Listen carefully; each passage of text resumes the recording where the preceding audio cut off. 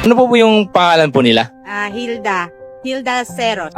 Ilang taon na po kayo nagtitinda? Ano po yung tinitinda natin? Mga quick-quick po, atay, isaw, calamares, yun po. Yan po, no? Parang ang sarap, no? Yan. Tapos, ilang taon na po kayo nagtitinda, ma'am? Mag 4 years na. 2 years na. Ilan na po yung anak po natin? Apat. Nila? Yun. Nag-aaral po lahat, ma'am. Lahat nag-aaral. Mm. College na yung panganay. Kumusta naman po yung natin pag negosyo? Okay naman, kahit paano kakaraos sa araw-araw. Yun. Sa ano po natin, ma'am, sa pagtitinda, ano yung mga experience natin na parang minsan na na tayo, sobrang dami din na problema. Ano yung Mahirap kasi kahit man na ulan, init, ulan, nagtinda pa rin ako, di ba?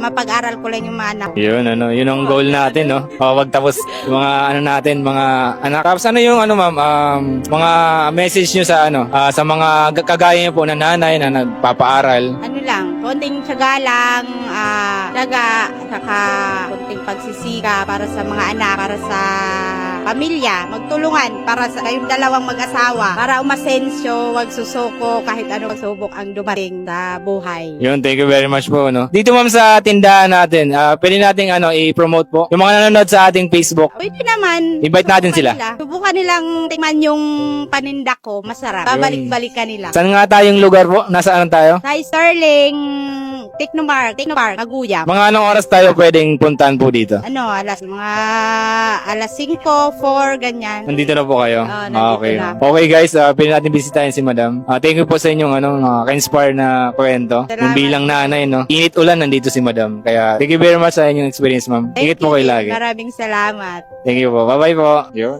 Okay. Too good now.